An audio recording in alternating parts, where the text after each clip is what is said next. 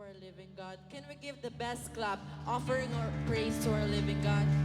Hallelujah, Jesus, we worship you. We worship you, Lord. Pupurihin ka namin, Panginoon. Kami mag-aalay ng pagsamba sa iyong pangalan. Hallelujah.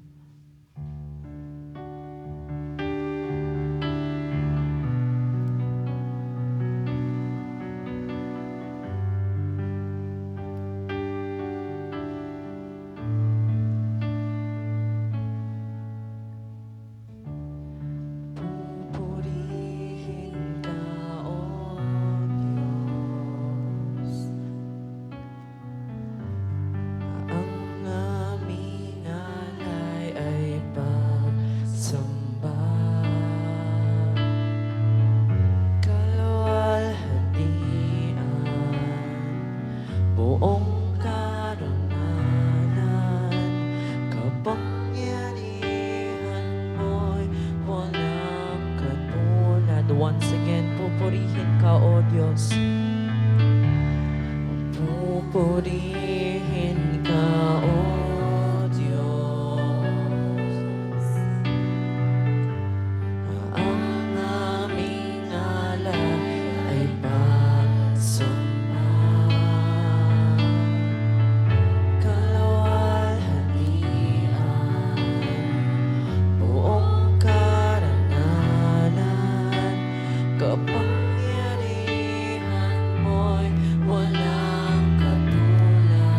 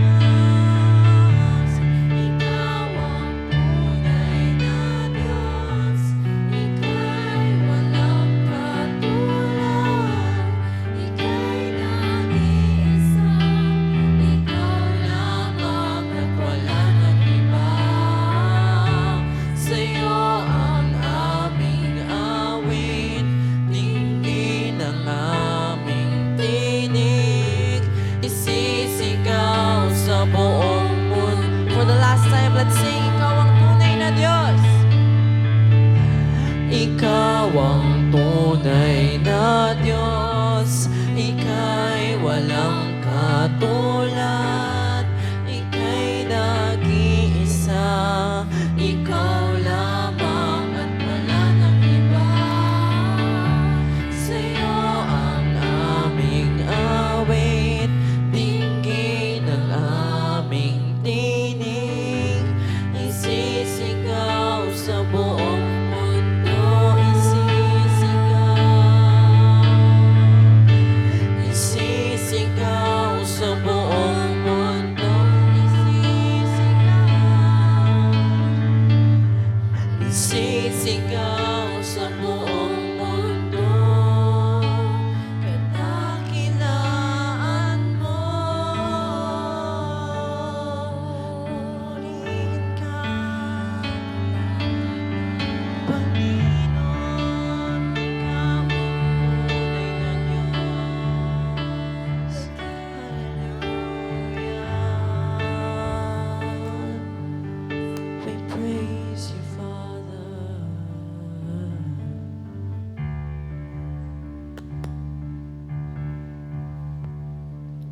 Hallelujah. Pinupuri ka namin, dinarangal ka namin, Panginoon Lord Jesus, sa umagang ito. Tunay nga, Panginoon, na Ikaw ang Diyos na hindi nagbabago noon, ngayon, at magpakailanman, Panginoon. Sa umagang ito, patuloy, Panginoon, na humihingi kami ng kapatawaran, ang mga kasalanan naming nagawa. I-prepare mo ang aming mga puso sa aming pagsamba, Panginoon, sa umagang ito. Salamat sa pagpapatawad at malayang-malaya na kami sa aming pagsamba ay maranasan namin ang iyong presensya, ang iyong kapangyarihan, ang iyong kaluwalhatian sa umagang ito. Salamat, Panginoon, samahan kami ng Santong Espiritong Banal mula simula hanggang matapos ang gawain ito. At patuloy, Panginoon, tinatas namin ang magpapahayag ng iyong banal na salita si Brother Jaldino Piena. Samahan mo, Panginoon, ikaw ang makita, ikaw, Panginoon, ang magsasalita sa pamamagitan niya. Ano man ang fresh revelation mo sa umagang ito, tunay, Panginoon, na itago mo sa iyong krus, Panginoon. Kahit salamat, Panginoon, maging Panginoon, ang mga gawa ng kaaway ay sinasawata din namin. Espiritu, Panginoon, nang walang interes sa pagkikinig ng iyong banal na salita, out in Jesus' name. Pagkabahagi, out in Jesus' name. Mga disturbances, out in Jesus' name. In Jesus' name. Sapagkat ikaw, Satan, wala ka ng kapangyarihan na gambalain ang gawain ito, sapagkat ang pangalan ni Jesus lamang ang may taas sa umagang ito. Balutan mo lagi ng iyong makapangyarihang dugo ang iyong gawain ito mula simula hanggang matapos, hanggang mamayang hapon, Panginoon. Salamat, Panginoon. We declare your kingship, your lordship, Panginoon, sa umagang ito at victorious, Panginoon. Salamat, Panginoon. Sa inamin binabalik ang mataas na papuri, pagdakilat, pasasalamat sa tanging pangalan ng aming Panginoong Jesus. Amen. Let's continue to give praise to our living God. Jesus, Ikaw ang aming sandigan.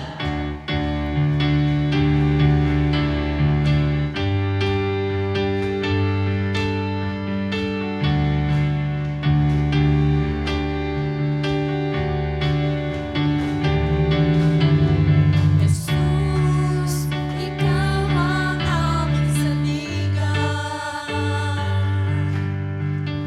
aming kublihan at kanlungan. Sa'yo kami nananahan, pagkat Ikaw ay makapangyarihan. Jesus, Ikaw ang aming sandigan. Sa oras ng kaguluhan, sa oras ng kaguluhan, sa panahon ng kalungkutan,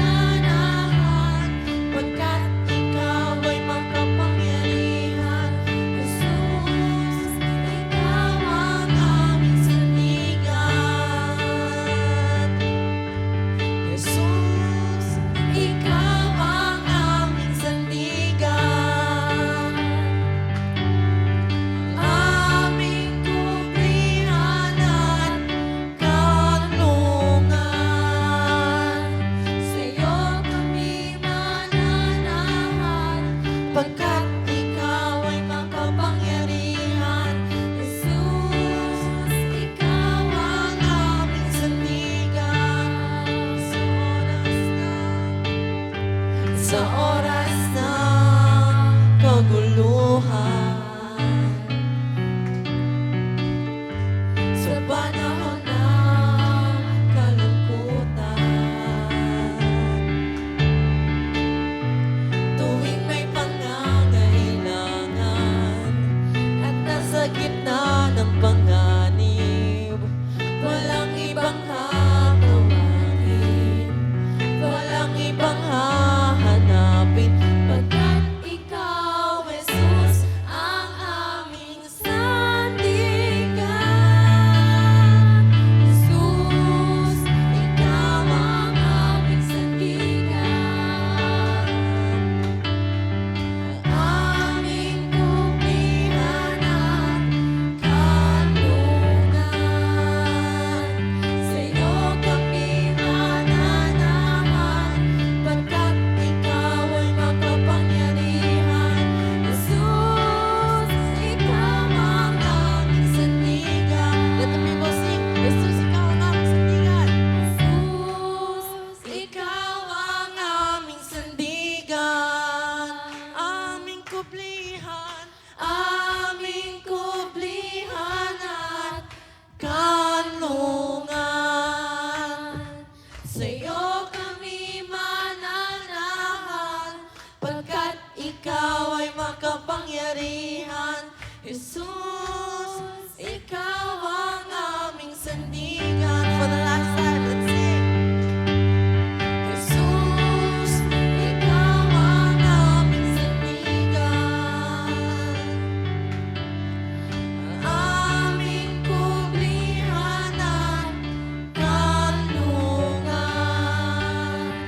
Sa'yo kami mananahan, pagkat ikaw ay makapangyarihan. Jesus, ikaw ang aming sandigan.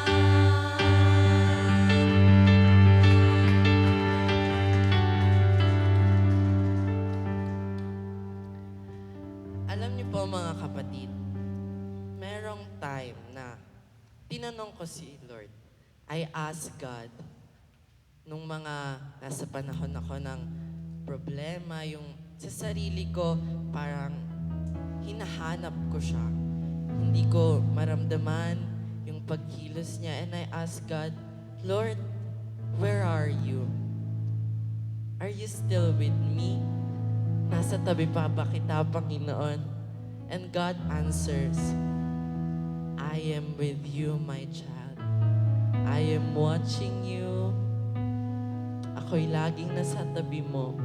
Hindi mo man nakikita, ngunit I am God. Siya ang Diyos noon, ngayon, at magpakailanman. And as we sing this song, let's continue to give glory to our God. Oh Diyos, ikaw ang tunay na dakila sa mundo. Ikaw ang haring at mahal ng tulad ko. Ginawa mong lahat, pag-ibig mo ay tapat.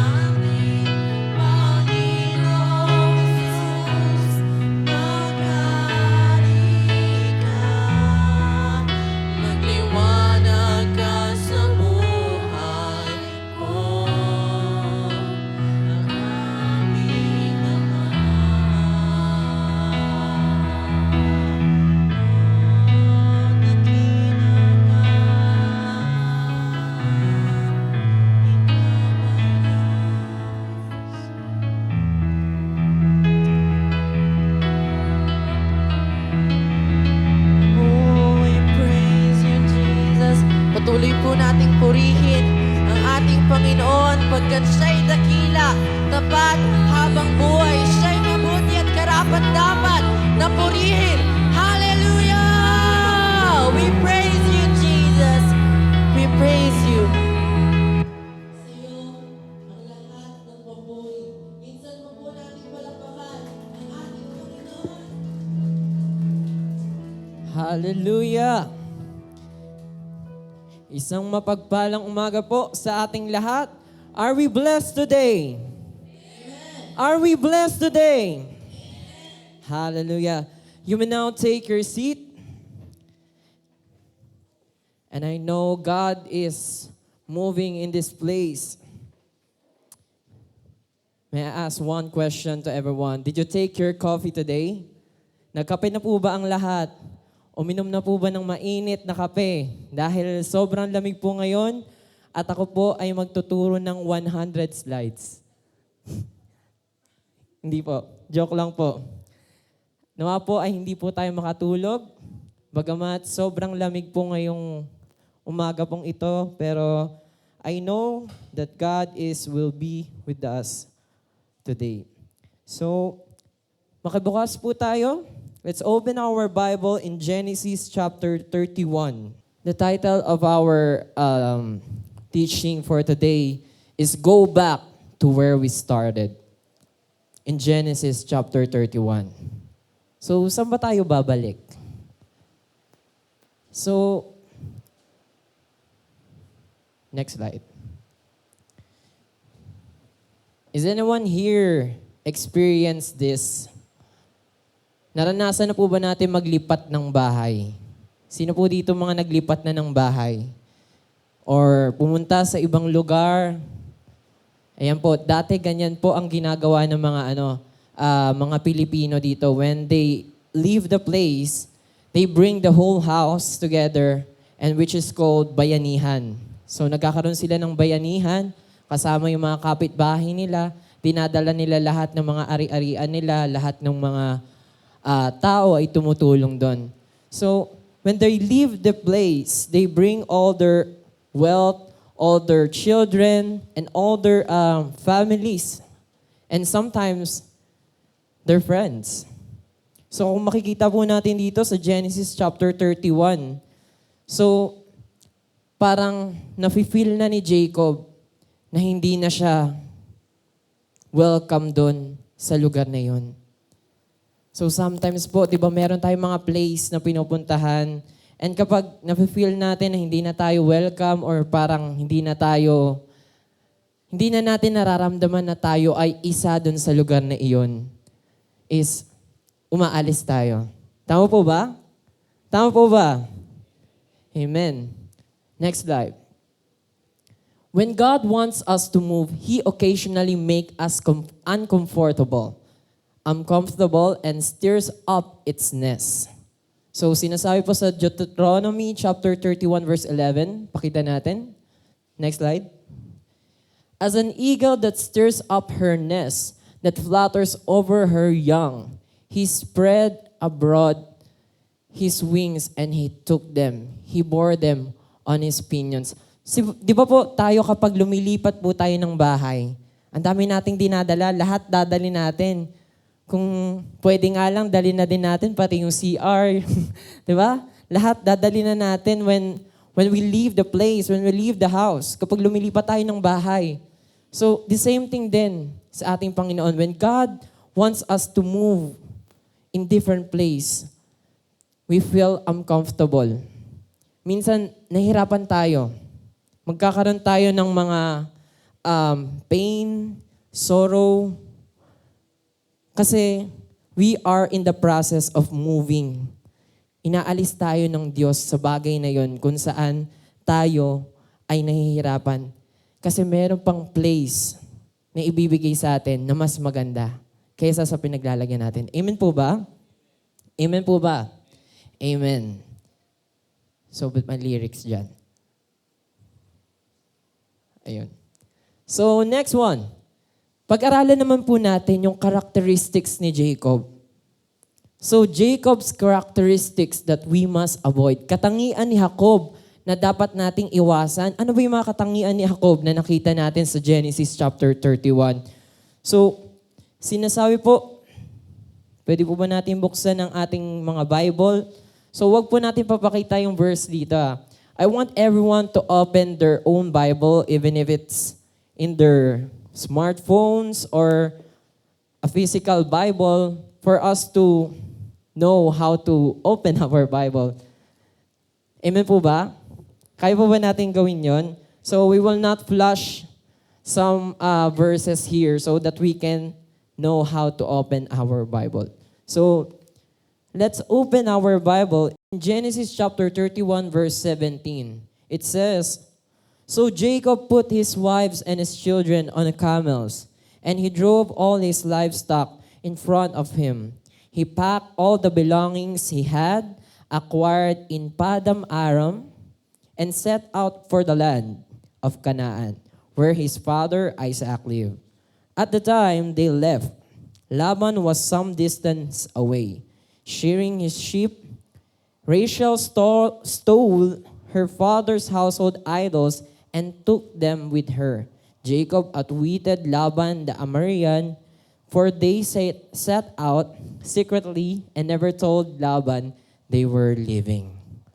So, ito po yung ginawa ni Jacob that time. Hindi siya nagpaalam. So, which is our first characteristics na makikita po natin. Next slide. Living without saying anything. So, kapag tayo po ba ay umaalis, sa mga estudyante dito, sa mga anak, kapag tayo po ba ay aalis or may pupuntahan tayo ng mga gala or pupunta na tayo sa school, nagpapaalam po ba tayo sa ating mga magulang? Maalis po ko, paalis po ko. Papaalam po ba tayo? Parang hindi sumasagot ang ating mga estudyante. So, living without saying anything. So parang ang hirap nun sa part ng mga magulang, di ba? Yung mga magulang po dito, mahirap kapag hindi po natin alam at hindi po nagpaalam sa atin ng ating mga anak. And ganoon din po ang mga magulang. Kapag hindi din po nagpaalam sa mga anak at hindi po nila alam kung saan ang kanilang mga magulang. Amen po ba? Di ba? So ang hirap hanapin kung saan. Ganun yung ginawa ni Jacob dito. Kinuha niya na lahat ng mga ari-arian niya kasama mga anak niya, mga kamelyo, at umalis na siya nang walang pasabi kay Laban. Bakit? Natakot siya kay Laban. Dahil baka kung anong gawin sa kanya, baka magalit si Laban kasi nga, nasa kanya na lahat ng ari-arian ni Laban. Di ba kung mababasa natin yung Genesis chapter 30, ang daming mga hayop na napunta kay Jacob dahil ito ay blines ng Panginoon. Amen po ba? So, minsan na pangungunahan tayo ng takot kaya hindi tayo nagpapaalam. Especially sa mga estudyante or sa mga kabataan natin dito. Minsan, ay, di na ako magpapaalam kasi baka di ako payagan ni mama o kaya ni papa. Kaya diretso na lang pag nandun na ako. Doon na sila. Wala na silang magagawa kasi nandun na ako. Diba? Ako po personally, ganun po ako minsan. One time, meron pong pinuntahan ako na isang event. Tapos, gabi po iyon. And hindi po ako nagpaalam sa kala mami, kala daddy.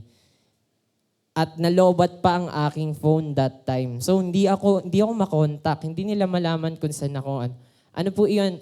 Parang theater play po siya dyan sa may Valenzuela Auditorium kung saan po tayo nag-anniversary. So, pumunta po ako doon kasi in-invite po ako ng isang kaklase ko. At 0% ang aking phone. Sabi ko, ala, anong oras na? Sige, tuloy na nga ako. Hindi na ako papaalam. So, fast forward, naging 10 o'clock yung oras. So, 10 p.m. na po ng gabi. Hindi pa rin ako nakaka-uwi. At hindi pa ako nakapagpaalam. So, nag-alala yung sila mami. Hinanap nila kung saan ako. Nagtanong-tanong sa mga kaibigan ko, kay Charles, sa kaibigan ko. Nagtanong na kung saan ako pumunta. Tapos yun, nalaman nila, kasama ko si Tita Rose. Kasama ko siya dun sa may auditorium na nanood kami ng isang play. Tapos yun, buti na lang nakapag-text agad. So, tayo mga kabataan, we need to say anything or magpaalam tayo. We need to utter some words to our parents before we leave. So, mag-leave tayo ng any message sa kanila so that hindi sila mag-aalala. They will not worry. Amen po ba? Amen po ba? The same thing din po sa mga parents. Diba? Minsan yung mga parents, masyadong rush na. Dahil sa sobrang dami ng ginagawa, so, ang dami na ding pinupuntahan and minsan hindi na din nakakapag-usap yung mga anak. Diba? Hindi na natin nakakausap yung ating mga anak and hindi na natin nasasabi kung saan tayo pupunta or saan tayo So, let us talk to them, conversate with them so that they know where we go. So, living without saying anything. Yan po yung first characteristic of Jacob that we must avoid. Living without saying anything. Next one. Can control his anger.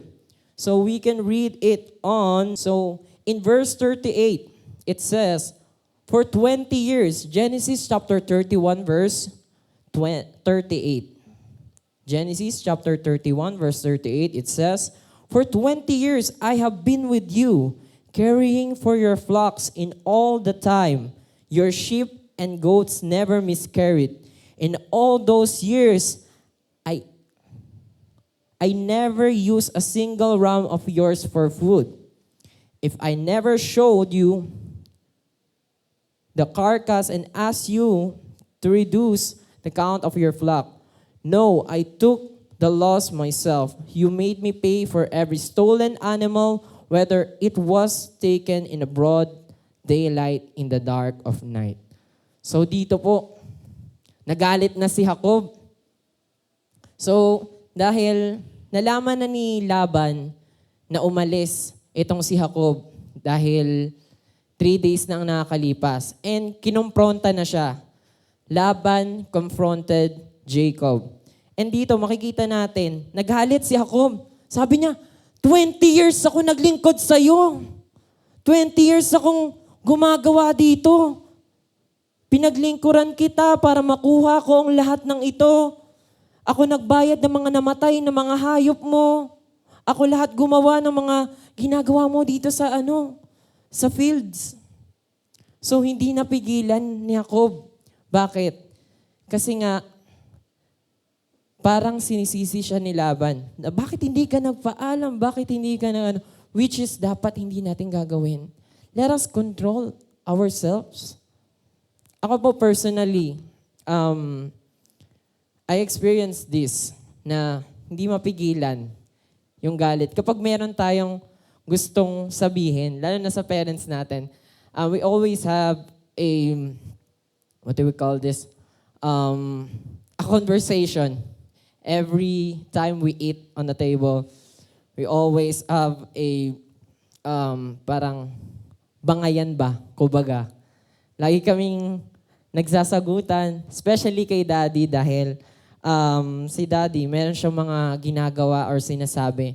My dad always told me, you must do this, you must not do this, you must always clean the house, you must always do this. So marami siyang sinasabing dapat gawin.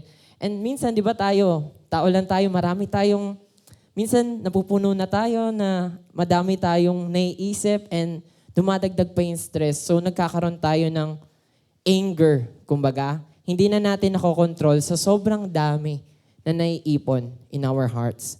So we must guard our hearts. And let us control our anger. Even if there are a lot of stress and there are a lot of people that that said not good things to us. Di ba po? Kaya, pigilan po natin na wag po tayong magalit. Katulad ng nangyari kay Jacob. At nagkaroon pa siya ng sumbat dito na hindi na daw siya nakakatulog dahil ginagawa niya yung mga ginagawa ni Laban na dapat si Laban ang gumagawa. So, let us always guard our hearts. Bantayan po natin ang ating mga sarili. And let us always commit ourselves to the Lord. So, balikan po natin. Number 1, ano po yun? Living without saying anything. These are the characteristics of Jacob that we must avoid. Ang mga katangian ni Jacob na dapat nating iwasan. So, una po, living without saying anything. Can control his anger. Next one, they made borders. So, kung mababasa po natin sa Genesis chapter 31, verse 43 hanggang 55, dito po, gumawa po sila ng borders. Hangganan. So, ano po yung hangganan na yon? Yun po ay tinatawag nilang Mizpah. Kung saan, ibig sabihin po ng Mizpah ay means tower. Balik tayo doon sa unang slide. Yan.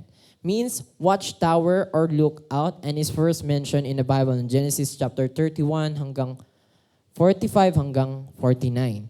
So, sinasabi po dito, next slide. Sa Mizpah, so una, tinawag po ang place na yon na Jegar Sahadutha. So si Laban, ang tawag na doon ay Jegar Sahadutha. And si Jacob naman, ang tawag niya po sa lugar na yon ay Galid. Pero, nung maghihiwalay na po sila, naging tawag na po doon sa lugar na yon ay Mizpah. Which means watchtower. So it was changed due to the Jewish history and dun sa kasanayan ng mga tao noong that time. So kaya siya tinawag na Mizpah kasi yun yung naging borders, naging harang nila, ni Laban at ni Jacob, na hindi mo kakantiin ang lugar na to at hindi ko din kakantiin ang lugar na yan. So parang they made a barrier between them, even if they are family. So, bakit natin kailangang iwasan yung karakteristik na gumagawa tayo ng borders? Borders means you are separating them. And you are not, parang ayaw mo silang makita na. Kaya ka gumagawa ng borders or barriers here. So, si Laban ay pamilya din ni Jacob. So bakit nating isi-separate yung ating sarili?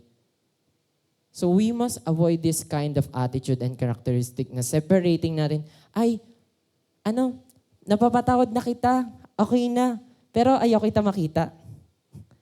Ano na lang, sa susunod na lang, bye-bye. Kapag may galit tayo sa ibang tao, di ba ganun po tayo? Napatawad na natin, pero ayaw natin makita.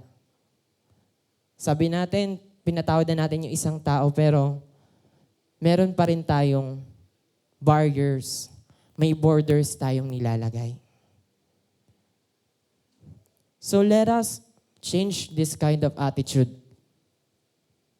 Let us always show love even if they are not lovable. Amen po ba? Kahit hindi po kaibig-ibig yung mga tao na ating nakakausap, let us show. Diba sabi nga, kapag tayo ay nagpakita ng kindness sa kanila, even if they curse us, God will bless us. Amen po ba? Amen po ba? Next slide. So natapos na po natin ang characteristics ni Jacob. So balikan po natin muna yung 4. Ano yung 4? Living without saying anything. Next one. Can control his anger. Next one. They made borders. And next one. So, Laban's characteristics that we must avoid. Ano ba yung mga characteristics naman ni Laban na dapat nating iwasan? So, first one, utter words that can hurt others. Ayan. Ayan. Ayan. So, utter words that can hurt others. Makapagsabi ng mga masakit na salita. So, sinasabi sa Proverbs chapter 15, verse 1, a soft and gentle and thoughtful answer turns away wrath, but a harsh and painful and careless words stirs up anger. So, malinaw na malinaw po. So, gusto ko din basahin sa Tagalog para mas maintindihan ng bawat isa po sa atin. Sa Proverbs chapter 15, verse 1. Ang malumanay na sagot ay nakakapawi ng poot, ngunit lalong nakakapaggalit ang pabalang na sagot. Ayan. So tayo po ba ay ganito? Ako po personally na naman. Ako po personally, hindi po ako tatanggi sa ano na ito dahil ako po ay ganyan. So minsan pabalang, meron tayong mga tono minsan na hindi tama sa pagsasalita natin, especially sa ating mga parents. Amen po ba? So, let us change this kind of attitude na maging soft, maging gentle. Ayan o, sabi dito, a soft and gentle and thoughtful. Tatlo yan. Soft, gentle, thoughtful. Soft means parang tender or parang lambing. Diba? Kung nagagalit ka na, sabi galit na ako sa'yo. I'm angry with you. So, soft and gentle and thoughtful. Thoughtful, dapat alam natin, pinipili natin yung mga salita natin. Diba? Hindi lang bugso ng damdamin or parang a feeling lang natin yung sasabihin natin. Kasi minsan, yun nga, we can hurt others through our words. And but a harsh and painful and careless words stirs up anger. So yan. Yan po ang ating dapat iwasan. Harsh, painful, and careless words. So, as we can see here in Genesis chapter 31, nag-stir up yung anger ni Laban dahil umalis ng walang paalam. Laban's anger stirs up because of Jacob's leaving without saying anything. And nagalit din si Jacob. Bakit? Dahil parang sinisisi siya ni Laban. So dapat maging careful tayo in every word we say. Let us be careful. Let us not utter words that can hurt others. Huwag tayong piliin natin yung mga salita na sinasabi natin. Baka nakakasakit na pala tayo. Yun sa atin parang minsan biro lang. Pero sa iba, may meaning yon. Di ba po? So, let us be careful in every word that we say. So, this is the first characteristic of Laban that we must avoid. Okay? Next one. Very suspicious. So, dito makikita na sa Genesis chapter 31, si Laban ay nagalit. Bakit? Nawawala yung kanyang idols. Yung Diyos-Diyosan niya. Laban's idols was missing. So, Laban became angry because of it. And alam niyo po ba kung sino nagnakaw nung idol ni Laban? Sino po? Kung nabasa po natin, sino po ang nagnakaw? Si Rachel, na asawa ni Jacob at anak pa ni Laban. So, Rachel stole the idols of Laban.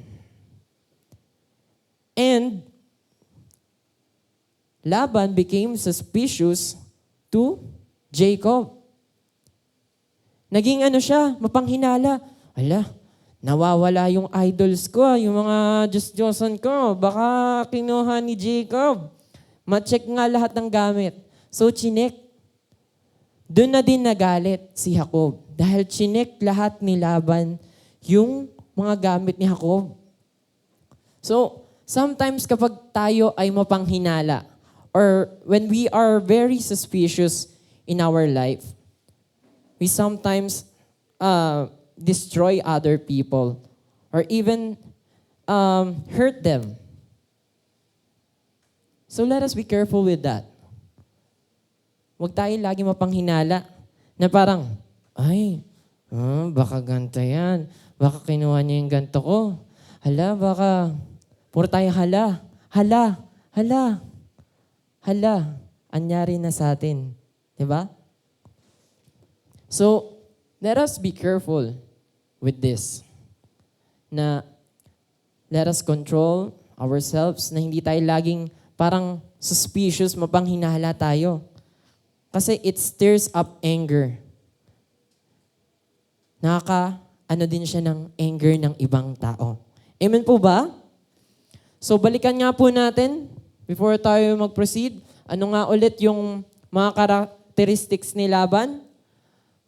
Utter words that can hurt others. Next one, very suspicious. Balikan naman po natin yung characteristics ni Jacob. Ano po yung mga characteristics ni Jacob? Living without saying anything. Ano pa? Can control his anger and making borders. Okay? So, ito naman, third one na characteristics ni Laban. Cling to some idols. So, nananatili siya sa mga Diyos-Diyosan niya. So, according to the theologians, si Laban po ay naniniwala sa Diyos ni Nahor. So, si Nahor ay kamag-anak ni Abraham. So, iba ang Diyos ni Abraham at Diyos ni Nahor. So, the God of Abraham and the God of Nahor are somehow different in a way. So, Laban believed in the God of Nahor, and he is clinging to this idol. Sometimes we have idols in our lives that we cling to, and we can't let go of it. Amen? Minsan meron tayong mga Diyos-Diyosan or mga idolo na hindi natin kayang i-let go. Ano po iyon? Ano ba yung mga idolo natin? Pag sinabing idolo, hindi lang po ito yung parang artista na, hindi na po yung mga ganon na sumasabay tayo sa mga Pag sinabing idolo, ito po yung minsan mga bagay na nag-hold back sa atin. Mga bagay na pumipigil sa atin para hindi natin magawa yung isang bagay. So, let us check. What are my idols in life? Ask yourself, what are your idols that you still cling to? So ano ba yung mga idolo natin na patuloy pa rin nating inaano? Alam ko po marami sa atin, sa panahon po ngayon sa mga kabataan, ang mga idolo po nila ngayon ay mga K-pop, mga Koreans, mga minsan mga gamers. Lalo na yung mga gamers dito. May mga gamers po ba dito? So meron kayong mga idol. And even, ngayon po ay may FIBA. Di ba? May idol. May mga, ano po ba kayo sa FIBA ngayon? So, nanalo na po tayo ng isa. Sa China. Galing. Galing ng Pilipinas. So, ayun, meron tayong mga idolo. Dati po, di ba meron mga singers, mga paborito nating mga singers, mga Queen, Whitney Houston, Mariah Carey, sino pa? Backstreet Boys. Di ba meron tayong mga iniidolo ngayon po ba? Sino mga iniidolo natin? Mga sa panahon po ngayon. Anyone, kabataan, anong mga iniidolo yung mga artists ngayon? K-pop. What is love? Oh my God. Blackpink. Di ba? Da na na na na na na na na. Di ba? Mga Korean. Kaya minsan mga K-drama. I'm actually fan of K-dramas. But it's okay to have them or parang i-ano natin sila. Let us watch them, but we're not idolizing them. We're not idolizing them. Okay? We must be careful with that. Na hindi natin gawing idols na sobrang, I praise you, I worship you. Diba? Na parang inaano na natin, ginagawa na natin silang Diyos sa ating buhay, na sila yung nagiging center of our lives. We must always check if God is still the center of our lives and not other things. Amen? Amen. Amen. So, balikan nga po natin ulit ang Jonah chapter 2 verse 8. Those who cling to worthless idols turn away for God's love for them. So yan pong sinasabi ng Jonah. So, konting backstory about Jonah. Di ba, alam naman po natin, si Jonah ay makulit at hindi po sumunod sa kalooban ng Panginoon. Imbis na pumunta siya sa Nineveh, pumunta siya sa Tarsis. Di ba? Hindi niya sinunod yung kalooban ng ating Panginoon. And sometimes, if we do not follow the will of God, we make our own idols. And that's our idol. Because we believe in ourselves. And we make our own path away from God. Amen? So, let us be careful with this. Na hindi tayo malayo sa pag-ibig natin sa Diyos. Amen po ba? Amen po ba? So, balik tayo dun sa tatlo. Laban's characteristics. Ano nga ulit yung Laban's characteristics that we must avoid? Utter words that can hurt others. Ano sunod? Next one. Last one. Cling to some idols. Ayan. So, let us avoid these things, people, so that we can follow what God wants us to do in our lives. Okay? Next one. God will always make a way.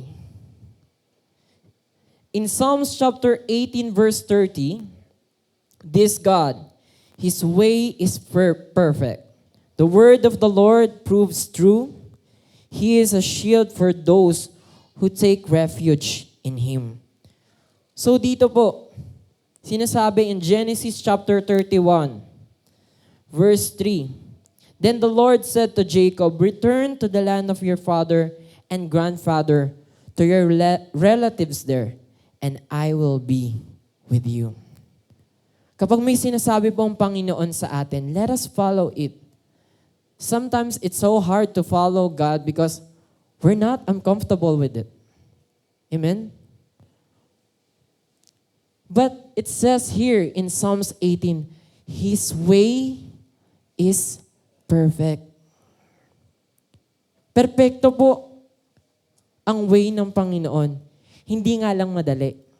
Amen? Hindi madali. Bakit? Kasi marami pa tayong idols. We have idols in our lives that we cling to, that hinder us to follow the way to the Lord. So, the word of the Lord proves true. So, if we do not have an answer, His words are always available.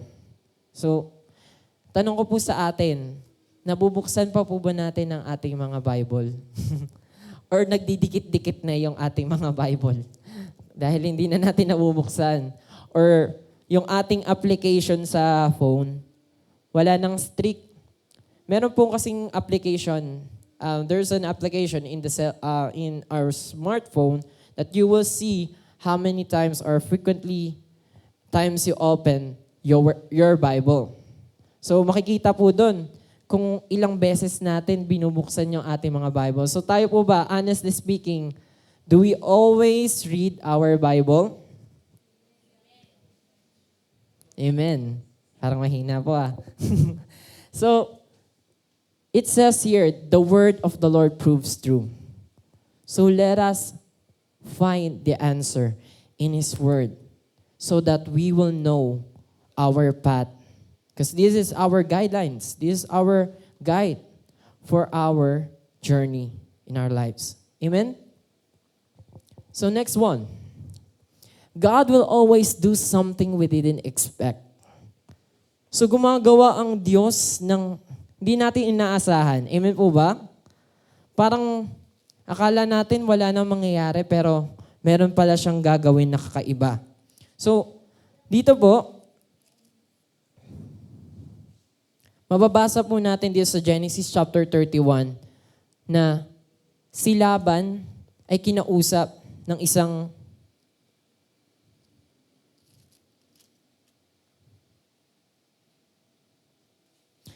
anghel. In verse 12, Genesis chapter 31, verse 12. The angel said, "Look up and you will see that only streaked, speckled, and spotted males are mating with females, for I have seen how Laban has treated you." Oh, sorry. Si Jacob po pala ang kausap dito. "For I have seen how Laban has treated you. I am the God who appeared to you at Bethel, the place where you anointed the pillar of stone and made your vow to me. Now get ready and leave this country, return to the land of your birth." So, sometimes it's so hard to follow it. But God will send someone for us to understand what we will do. And hindi natin inaasahan ang mga bagay na to. Diba? Minsan, nagstay na lang tayo dun sa isang lugar. Kasi alam natin, ay, okay na ako dito. Pero, biglang may mangyayaring hindi maganda. Diba? And that thing, all things work together for good. Ang lahat po ng bagay ay pinaglakip-lakip ng Diyos sa ating mga buhay para sa ating ikabubuti. Amen po ba? Kaya, pangit man o maganda ang nangyayari sa ating mga buhay, God will always doing something in our lives. So, expect the unexpected in our lives. Amen? So, balikan po natin. Una,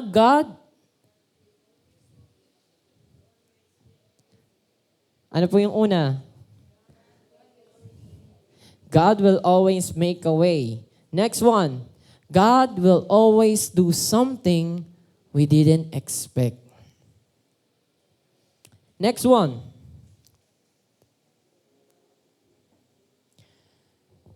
God will help us to make a good closure. Yan. Good closure.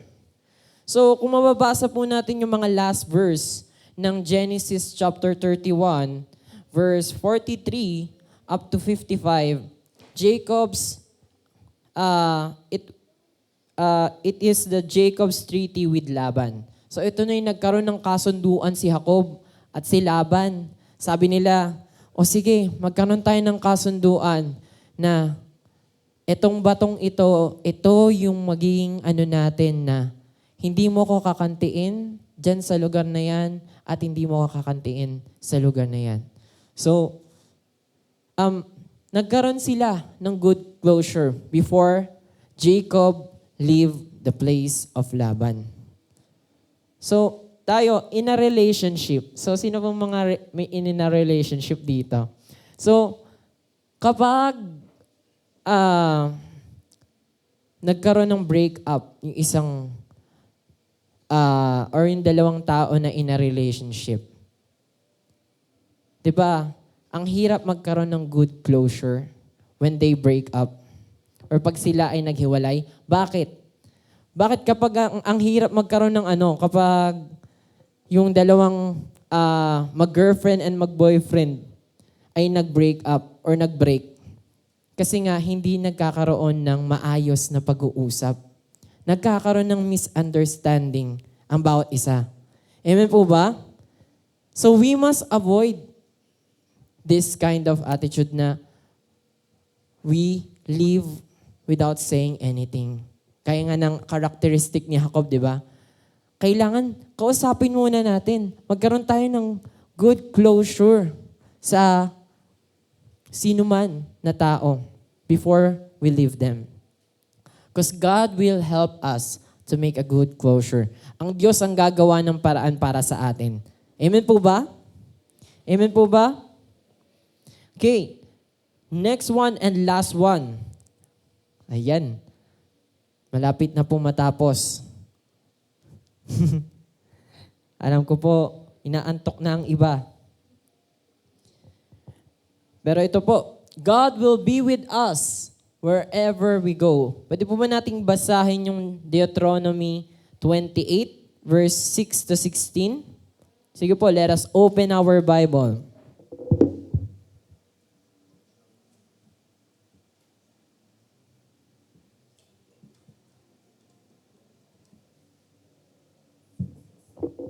Yan, buksan natin ang ating mga Bible. Paunahan po tayo. Deuteronomy chapter 6, verse 6 to 16. Nakita na po ba ng lahat? Ayan, sabay-sabay po nating basahin. Wherever you go and whatever you do, you will be blessed. The Lord will conquer your enemies when they attack you, and they will attack you from one direction, but they will scatter from you in seven. The Lord will guarantee a blessing on everything you do and will fill your storehouse with grain. The Lord will bless you in the land He is giving you. If you obey the commands of the Lord your God and walk in His ways, the Lord will establish you as His holy people and as He swore He would do. And all the nations of the world will see that you are a people claimed by the Lord and will stand in awe of you. The Lord will give you prosperity in the land He swore to your ancestor to give you a blessing with many children, numerous livestock, and abundant crops. The Lord will send rain at the proper time from His rich treasury in the heavens and will bless all the work you do. You will lend to many nations, but you will never need to borrow from them. If you listen to these commands of the Lord your God that I am giving you today, and if you carefully obey them, the Lord will make you the head and not the tail, and you will always be on top and never at the bottom. You must not turn away from any of the commands I am giving you today, nor follow after other gods and worship them. Verse 15, but if you refuse to listen to the Lord your God and do not obey all the commands and the decrees I am giving you today, all these curses and will come and overwhelm you. Your towns and your fields will be cursed. So, the same thing din po na nabasa natin kanina, kung saan nagkamali po ako ng basa. Ang Deuteronomy 6, yun po kasi naka-highlight sa akin eh. Deuteronomy chapter 6 and Deuteronomy chapter 28. So, makikita po natin yung similarities ng dalawang sinabi ng Panginoon. Ito po yung time na nakalaya na ang mga Israelita mula sa Ehipsyo. At ito po ang pangako ng Panginoon na dadalhin sila sa lugar na kung saan ay maraming mga palayan, punong-puno ang mga bahay ng mga pagkain, punong-puno ang kanilang mga ari-arian ng mga hayop at mga fields nila. So kung makikita po natin dito yung pangako ng Panginoon, hindi nagbabago. Di ba po yung nauna nating nabasa? The first verse that we've read, that God will be with us and will bless us wherever we go. Kahit saan po tayo pumunta, God will bless us. God will give us everything if we truly obey Him and His commands. Amen po ba? Amen po ba? So, ayan. Yan na ata yung sign na patapos na ako. So, God will be with us wherever we go. So, tayo po sa ating mga buhay, ano yung mga bagay na dapat nating gawin para tayo ay pagpalain ng ating Panginoon? What are the things that we need to do in order for us to be blessed or to receive the blessing of the Lord? So first, we need to commit ourselves. Commit ourselves to the Lord. Ano po yung i-commit natin?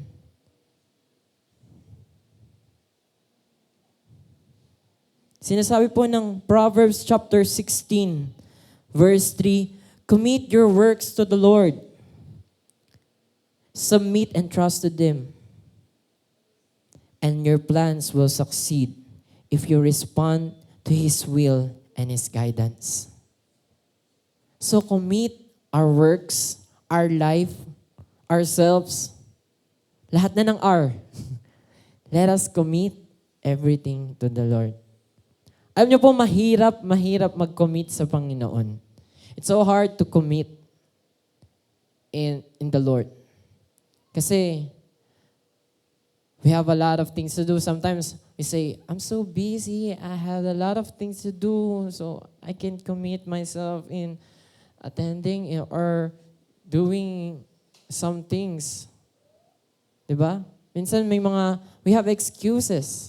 Meron tayong mga excuses sa atin. Hindi natin magawa yung mga bagay na dapat natin gawin. And hindi lang po pag-attend. Even in our personal life to the Lord, we can commit ourselves to the Lord in a secret place. So sino po ba dito ang nakikipag-usap pa sa ating Panginoon in a secret place? Kung saan tayo po ay mag-isa lang and solo lang natin yung Panginoon. Ako po personally, bilangin niyo po kung ilang beses ko sasabihin yung personally. Ayan. So personally po, ako po, ang pinaka secret place ko po lagi is yung CR. Sa CR. Pag, minsan nagpapatugtog ako sa CR habang naliligo, or I always bring my phone and put some music, and that's when the time na I pray and I worship the Lord, and that's my secret place. Okay? So, let us create a secret place. And hindi lang po physical yung secret place na sinasabi. Sometimes, our heart is the secret place. We can communicate with God through our hearts, through our minds, sa pamamagitan po ng ating mga inner feelings po natin sa Panginoon. So we can commit ourselves through our secret place. Okay? So sa atin po, bakit ko po sinasabi ito? Dahil ito po yung mga bagay na dapat nating balikan. Ano yung title natin po kanina? What is our title? Pwede naman balikan yung title. Go back to where we started. So, mababasa natin sa Genesis 31, diba? Pinababalik ng Panginoon. God commanded Jacob to return to his own land where his ancestors live. Kung saan tayo nagsimula. So, paano ba tayo nagsimula sa Panginoon? Ano ba yung pinagmula natin? Paano ba natin inibig ang Panginoon nung una pa lang tayo nakakilala sa Kanya? alam niyo po, minsan, sa sobrang dami na natin ginagawa ng mga bagay, nakakalimutan na natin yung pinaka-simpleng bagay. Nakukomplicate na natin. We complicate many things and we neglect the simple things and the essential things that we need. And what are these essential things? Prayer, reading God's Word, fellowship, sharing the good news. So yun po. We can commit ourselves if we do these simple things and these essential things. Kung babalikan lang po natin kung ano po yung dati nating mga ginagawa. Ako po, personally, ayan, pang ilan na pong personally yun. Okay. Namimiss ko yung dati kong ginagawa na ano po, na nakakapag-invites pa ng mga kaklase dito sa church. I remember way back 2017, 2018, I always invite my classmates to attend church. Pero this year, last year, or 2020, medyo naglay lang. Parang nag-fade yung alab ba dun sa pag-share or pag-i-invite sa church. Bakit? Nanlalamig na tayo. Nawawala na yung essential things na we need to commit, which is prayer, the Word of God, fellowship, and sharing the good news. So, it is a challenge for us. Are you ready to commit yourselves?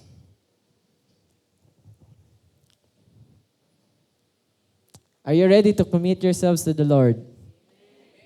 Okay? So, mamaya po, mag-start na tayo. Gawin po natin yung 4 O kaya bukas, Monday, let us pray, read the Bible, fellowship. So mamaya, pwede tayo mag-fellowship kasi Sunday, nandito yung mga ano natin. And share the good news wherever we go. Amen?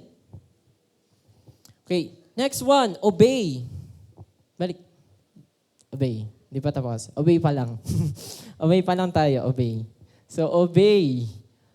So, why we need to obey? Bakit kailangan tayong sumunod? Bakit kailangan ng pagsunod? Ang pagsunod ay may kalakip na, ano po? Ano po yung kalakip ng pagsunod? Pagpapala. Ha? So, sino po may gusto ng pagpapala? Ayan, nagtataas si Tita Ethel. Sino po may gusto ng pagpapala? Amen. Lahat po tayo, nais po natin na tayo ay pagpalain ng ating Panginoon. All of us wants to be blessed by God. So let us obey. Just like the Bible says in Deuteronomy 6 and Deuteronomy 28, if you obey, if you follow all my commands, I will return everything and I will bless you and give you all your needs. So lahat po ng pangangailangan natin, lahat po ng ating mga kailangan ay ibabalik ng ating Panginoon. So in Genesis chapter 31, makikita po natin dito, di ba, na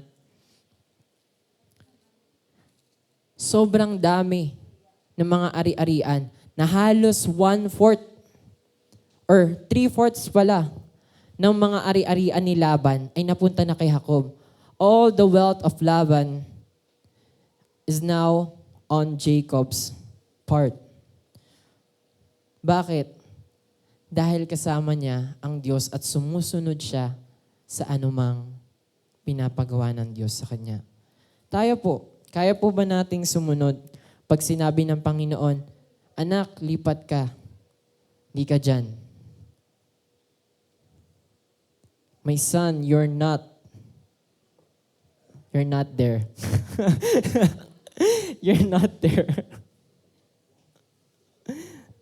So, anong masasabi natin? You're not there. So, ano masasabi natin? Kapag tayo po ay sinabihan ng Panginoon na, anak, hindi ka dyan. Dito ka. Susunod po ba tayo? Do we still follow God? Kahit po mahirap? Natawa po kay sister nung una, amen. Amen. Biglang humina eh, kahit mahirap daw. Medyo nag-lower down yung voice eh. Kailangan po nating sumunod sa Panginoon. Mahirap po sumunod. Lalong-lalo na kapag marami tayong iniisip ng mga bagay at maraming naghihinder us na gawin yung mga bagay na ito. But, let us go back to His Word, to His promises. Because His Word is true, just like the verse that we read a while ago. The Word of the Lord is true and is always remain forever. So mananatili po ang salita ng Diyos kahit po maglaho ang lahat ng mga bagay. So, let us obey the Lord. Obey, commit, obey. Next one, trust. In Proverbs chapter 3, verse 5 to 6, trust in the Lord with all your heart and lean not on in your own understanding. In all your ways acknowledge Him, and He shall direct our path. Amen? Ang Diyos po ang magdadirect. Siya po ang director. Kumbaga sa film o sa mga pelikula, just like in the films, there is a film director who directs everything, the cameras, all the artists, all the stage managers. There is a director who directs everything in creating visuals. So, the Lord is our director and we are the artists. We are the one who acts in this film. Kumbaga, sa isang pelikula, tayo yung mga aktor, tayo yung mga gumaganap, at ang Diyos ang direktor na siyang nagbibigay ng direktiba sa atin. So let us trust God. Pagtiwalaan na natin kung ano yung ibinababa sa atin natin, Panginoon. Though mahirap po, di ba? Pero ang pagsunod sa Panginoon ay may kalakip na pagpapala if we trust Him in all we do. Amen po ba? So commit yourselves, obey, and trust the Lord. Next, control ourselves. Control ourselves. Kaya po ba natin kontrolin ang ating mga sarili? In what aspect po? Kaya nating kontrolin ang ating mga salita, emotions, words, feelings, actions, lahat. We need to control. Di ba? Lahat nga ng sobra ay masama. Bakit? Bakit masama kapag sobra? Bakit? Nakakasama yung sobra. Di ba kapag sobra kang kumain, ang dami mo nang kinain, na halos sandukan na yung kinakain mo. Di ba? Nagsandok ka na, parang kaldero na ata yung plato mo. Ako po, minsan ganun eh. Kaya nauubusan sila ng kanin. Kasi sandukan na po yung plato ko. Kaya minsan doon na dating kumukuha si Eya ng kanin niya. Kasi sobra na nga. So lahat ng sobra ay masama. So let us control ourselves. Di ba po? Balikan nga natin yung verse kanina, yung sa Proverbs, chapter 15 or 16 ba yun? 15 verse 1, a gentle answer turns away wrath.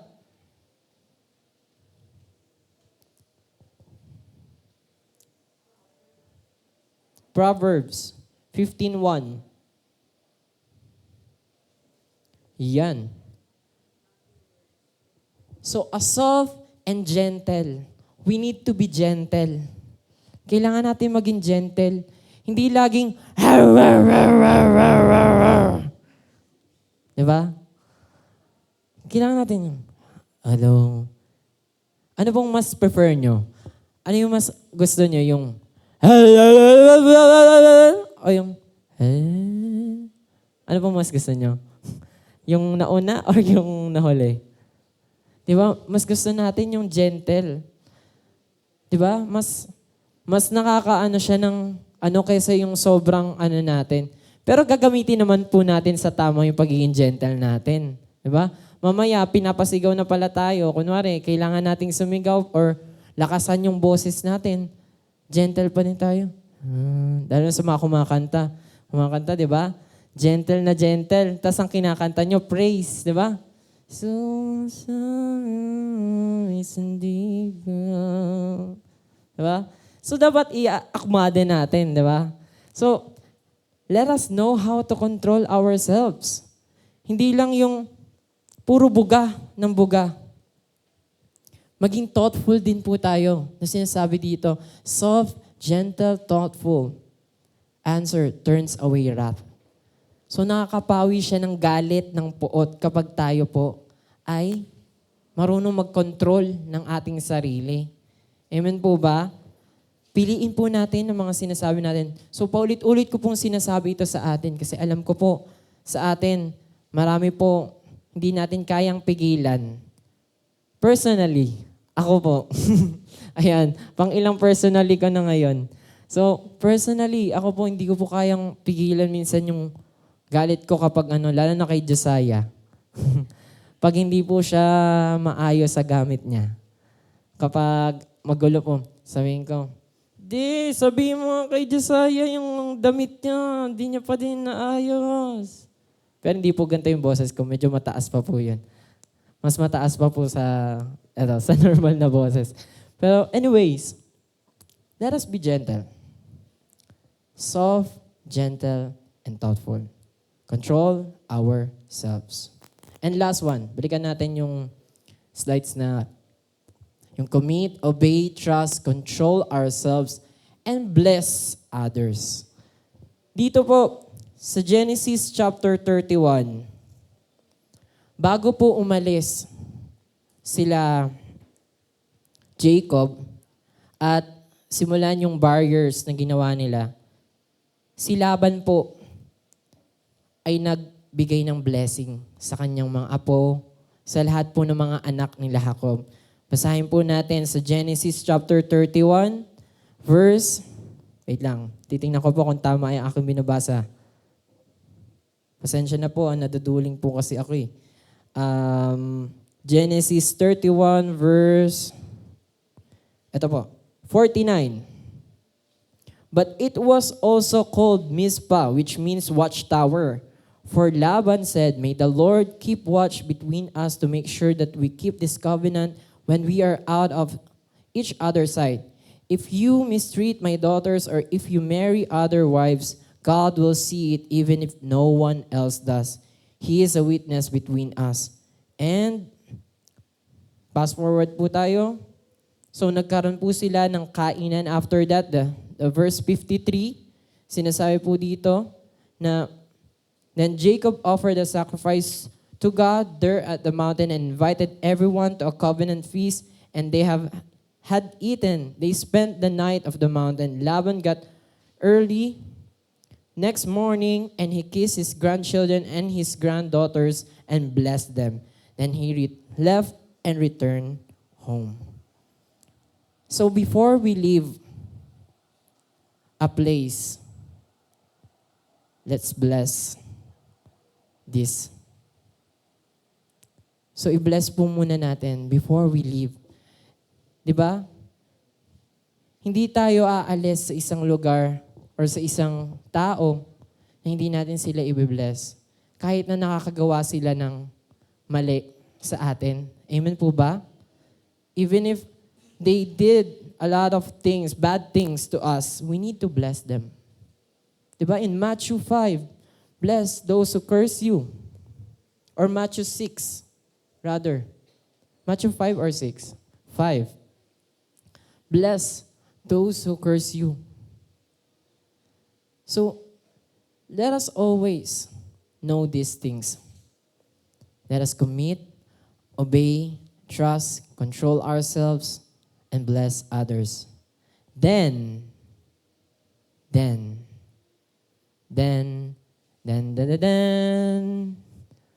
return to your land. Pwede na tayong bumalik kung saan tayo ay nagsimula. If we did all these things, if we do all these things, commit, trust, obey, control ourselves, bless others, we can return to our land.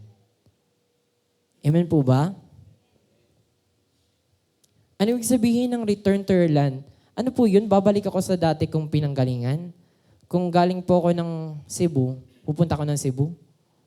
Doon ako maninirahan. If I was born in Cebu, I will go back to Cebu? Is that what you want to say, Jaldin? So, ibig sabihin po niyan, bumalik tayo kung saan tayo nagsimula. Ano po ba yung sinimulan natin na gawain sa Panginoon? Ano po ba yung dati nating pag-ibig sa Panginoon? Anyone? God wants us to go back to where we started to fulfill His promise and bless our next generation. And He has a greater plan. Yan, tinatlo ko na po para paulit-ulit nating sabihin, He has a greater plan, He has a greater plan, He has a greater plan. Let us always declare that God has a greater plan for us. Though it is very uncomfortable for us. But God has a greater plan. If we follow, if we obey, if we trust, control ourselves, and bless others. Commit, obey, trust, control ourselves, and bless others. So it is a reminder for us that we must hold on to the promise of the Lord. Next slide. Isaiah 43:19. Listen carefully, I am about to do a new thing. Now it will spring forth. Will you not be aware of it? I will even put a road in the wilderness, rivers in the desert. Wow. I like this line. I will even put a road in the wilderness. Daan sa isang kawalan, sa isang disyerto. So magkakaroon ng highway, may C5, Kuya Jaldin. Doon sa sa daan. And rivers in the desert. Magkakaroon ng tubig. Ilog. Doon sa isang disyerto. Na hindi naman nangyayari, di ba? Madalang mangyayari yung mga ganito. But God can do these things. He can make all things. If we commit, obey, trust, control ourselves, and bless others. Let us always remember that there's always a condition in God's promises. And it is to commit, to obey, to trust, to control ourselves, and bless others. So, I'm about to end this with this kung saan po tayo nagsimula. Ano yung simula natin? Pakita muna natin pala yung simula. Ano yung title natin? So, go back to where we started. And punta tayo sa last. Go back to where we started because God is with us. Kasama natin ang Diyos. Sabi sa Matthew, di ba? He is the Emmanuel, God with us. And God is always with us wherever we go. If we commit, obey, trust, control ourselves, and bless others. So, para matandaan po natin, commit, obey, trust, control ourselves, and and bless others. Obey others. And bless others. So, it is a challenge for us na tayo po ay bumalik kung saan tayo nagsimula. Katulad ng kinumand ng Diyos kay Jacob in this verse in Genesis chapter 31. Though mahirap, kung sabihin, medyo mahirap, pero God is with us. Amen? Amen. So, this time, I want to challenge everyone. Now, let us go back to the simple things, to the essential things that we always do back then. We always did back then. Yung mga ginagawa natin dati. Hindi nyo po ba nami-miss yung mga dating simple things na ginagawa natin na paglilingkod sa Panginoon? Kung paano tayo pinagpala ng Panginoon sa magitan ng mga ginagawa natin. Yung pag-share, yung simple pag-share lang ng Word of God. Alam mo, kapatid, alam niyo po, ang hirap na mag-share ngayon ng Word of God. Personally. Personally. Ang hirap na po. Bakit? Ako po meron akong fear na ma-reject ng mga tao. Natatakot po ko na I have a fear of rejection. That's why I'm afraid to sometimes share the Word of God. But my dad encouraged me na kasama mo ang Diyos. God is with you. Hindi mo kailangang mapanghinaan ng loob or ano. Kung i-reject ka man nila, kung tanggapin man nila, praise God. Kung i-reject man, praise God pa din. Amen? Kaya sa atin po, do not be discouraged because God is with us wherever we go and wherever we are doing. Whatever we are doing. Amen po ba? So let us all stand. You know, people of the Lord is reminding us.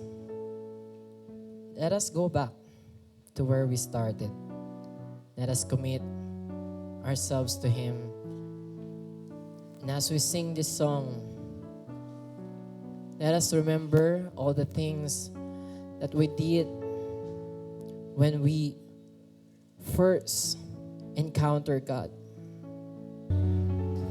At this moment, if there is something that hinders us to commit again in the Lord, let us bring and surrender it to the Lord. If there are some idols in our hearts, if there is something that hold back us, let us surrender it to the Lord. Ibigay po natin sa Diyos ang lahat ng bagay na nagumahad lang sa atin. I will worship. I will worship.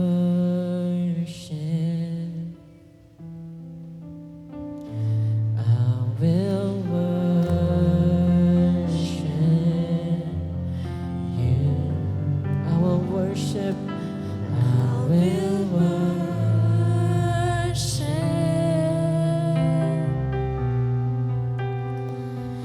I will worship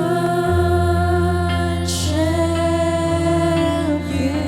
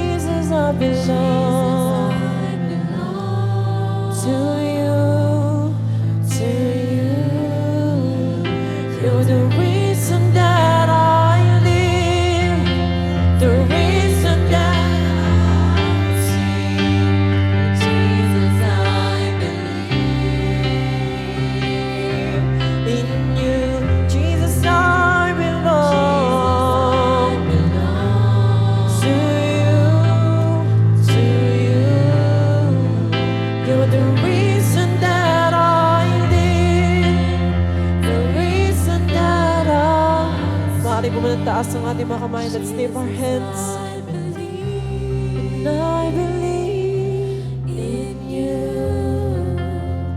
Jesus, I belong to you.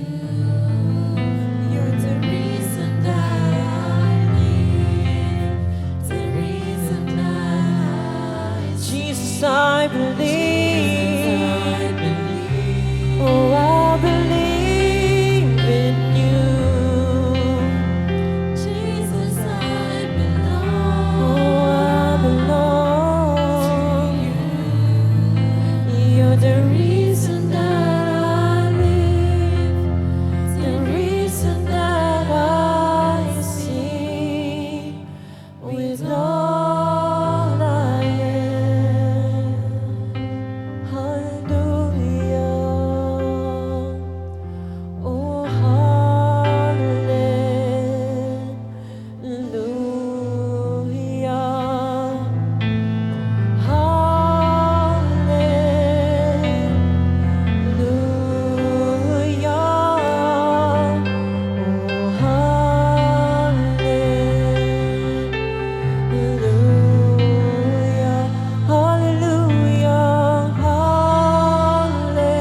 Come on, let's sing church with all our hearts.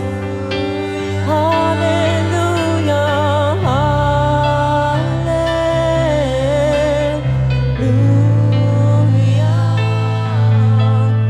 Hallelujah.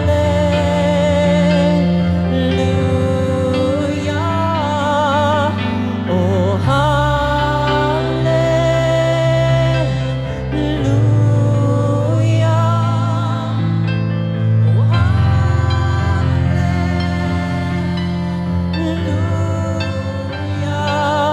And I'll sing to you, Lord, a hymn of love for your faithfulness.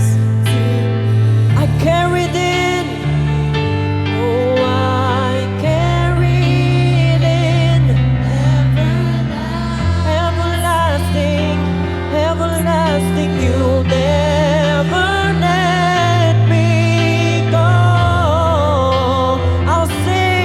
I'll sing to you, Lord, a hymn of love for your faithfulness. Now carried in, and now carried in everlasting arms. You never let me go. True, you'll never let me go. You'll never let me go. You'll never let me go. 'Cause you never let me go. You never let me go. You never let me. You never let me go. You never let me go. You never let me go. Through it all. Thank you, Jesus. Thank you, Jesus. Oh, we bless your name. Hallelujah. Panginoon, salamat, Panginoon, sa iyong kabutihan sa aming mga buhay. We can never go back to where we started without you. Kaya Panginoon, salamat na kami ay iyong sinamahan. At patuloy kami maglilingkod. Patuloy kaming magkukumit ng aming mga sarili sa iyo Patuloy ka namin pagtitiwalaan. Patuloy ka naming dadakilain. Patuloy ka naming sasambahin sa aming mga buhay. At ikaw lang ang itataas namin sa lahat ng ginagawa namin. Kaya sa pagkakataong pong ito, inaalay po namin ng lahat ng mga idols na meron kami. At sinusurrender po namin ang lahat ng ito sa iyo lamang, Panginoon. We cast all our cares and burdens to you because we know that you will give us rest. And now, we are standing here ready to go back to where we started because we know that you will be with us wherever we go. So we bring back all the glory and adoration to your name. In the mighty name of Jesus, is we pray. And everybody say, Amen! Amen! Hallelujah! Amen. Sabi po sa awiting ito, sa oras ng kaguluhan, in times of trouble, sa oras ng kalungkutan, in our sorrow, wala nang hahanapin pa, wala nang tatawagin pa. For He is our refuge and our strength. Kaya patuloy po nating ideklara ang katagumpayan na kasama ang ating Panginoong Hesukristo. Jesus, Ikaw ang aming sandigan!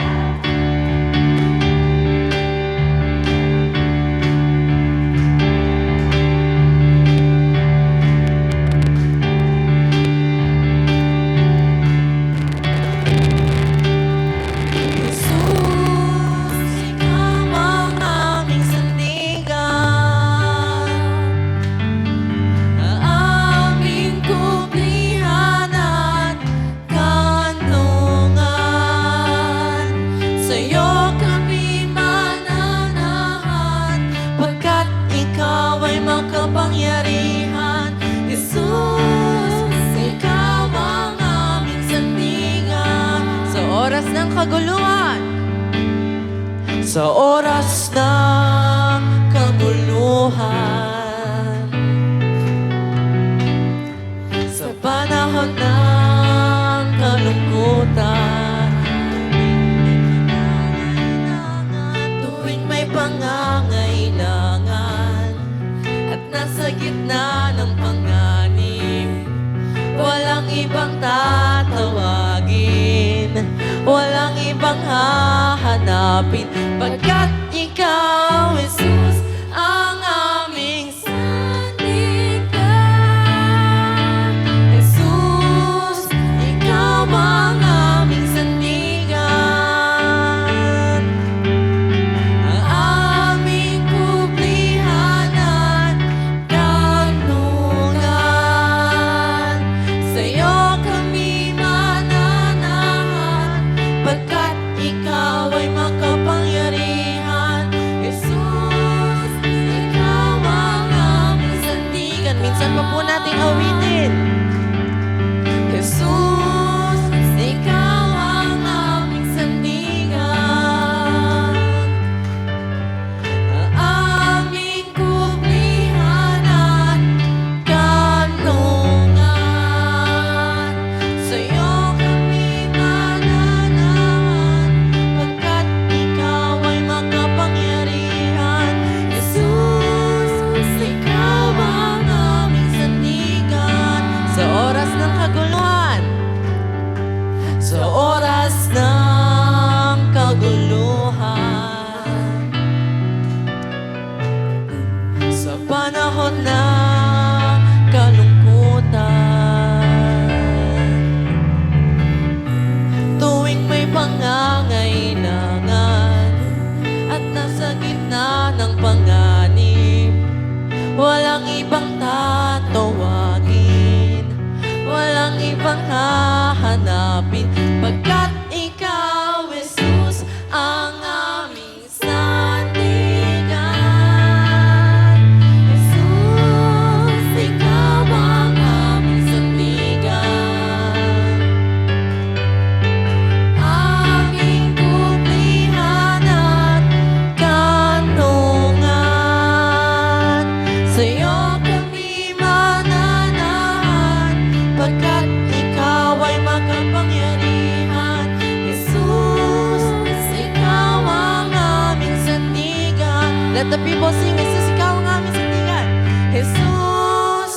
Ikaw ang aming sandigan, aming kublihan at kanlungan. Sa'yo kami mananahan, pagkat ikaw ay makapangyarihan. Jesus, ikaw ang aming. Atin pong ideklara, Jesus, ikaw ang aming sandigan. Jesus,